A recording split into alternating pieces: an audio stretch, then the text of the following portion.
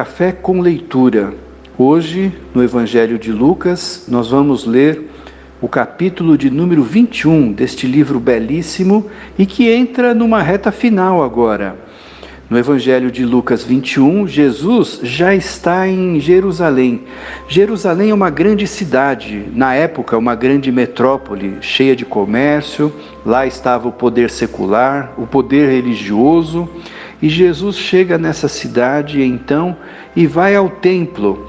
E quando ele está no templo, ele está perto de onde as pessoas colocavam a sua contribuição para o templo. E Jesus nota então que as pessoas passam, principalmente as pessoas que tinham posses materiais, e colocavam seus recursos. E Jesus percebe que vem uma mulher viúva, pobre, e coloca tudo o que ela tinha naquele local. Evidentemente que esse texto é usado de modo errado por muitos cristãos hoje em dia. Jesus não estava ali para quantificar o valor que era dado, mas o texto é muito claro. No verso 4 diz assim: todos esses deram do que lhes sobrava, mas ela, da sua pobreza, deu tudo o que possuía para viver. Jesus está falando que muitas vezes nós temos as posses e espiritualmente fazemos a mesma coisa, damos as sobras para Deus. E aquela mulher viúva que era pobre, limitada, era escória, marginalizada pela sociedade naquela época, porque a mulher viúva, ela não tinha nem com quem ficar muitas vezes, então tinha que pedir esmola. E aquela mulher então, ela faz uma doação a Deus no sentido de que ela estava dando a sua vida para Deus. Evidentemente que Jesus está querendo colocar que nós não podemos dar a sobra para o Senhor, mas dar realmente a nossa vida para o Senhor. Deus é um Deus presente, é um Deus que anda com a gente, é um Deus que quer ter a nossa companhia e ter comunhão conosco. Por isso essa lição é tão preciosa para nós. O texto continua entrando em momentos radicais na mensagem de Jesus. Jesus vai falar no que é conhecido o discurso das oliveiras. Ele vai profetizar sobre a sua segunda vinda, sobre o retorno de Jesus. Ele vai falar sobre a destruição do templo. Já pensou? Você pode imaginar o escândalo que foi naquela época, o centro religioso, e alguém chegar lá e falar que vai ser destruído? Interessante isso, né? E também Jesus vai dizer a mesma coisa da cidade de Jerusalém.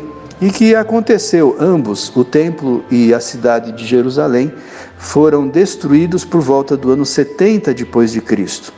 Então nós percebemos que Jesus estava ali mostrando misericórdia, graça, levando salvação, porque ele está no prenúncio de fazer a sua obra de salvação na cruz do Calvário e a sua ressurreição, mas ele está ali também mostrando que a ausência de Deus nos leva a ter consequências em nossa vida.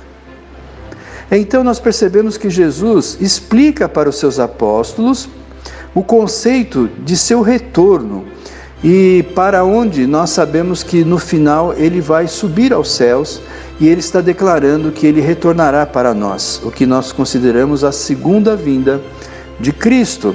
E nós percebemos então que muitos dos seus ouvintes ficam temerosos e perguntam: quando é que isso vai acontecer, essa grande tribulação?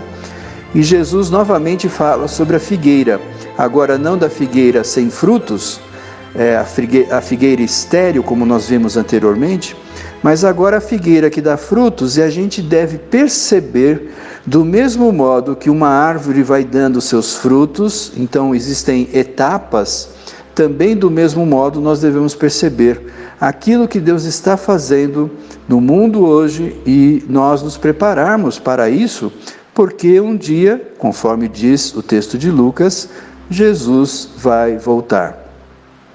Lucas 21, verso 25 a 28 diz: haverá sinais no sol, na lua e nas estrelas, e sobre a terra haverá angústia das nações, em perplexidade pelo bramido do mar e das ondas, desfalecendo os homens de medo e pela expectação das coisas que sobrevêm ao mundo. Interessante que muito disso nós estamos vivendo também nos dias de hoje através da pandemia e de outras realidades. São sinais que Deus vai declarando para nós e mostrando a importância de nós termos um pleno relacionamento com Deus para que estejamos preparados em todo momento do nosso viver. O meu desejo é que Deus te abençoe e possa iluminar o seu coração, a sua vida, a sua mente, para que entendamos isso com clareza, com sabedoria e discernimento.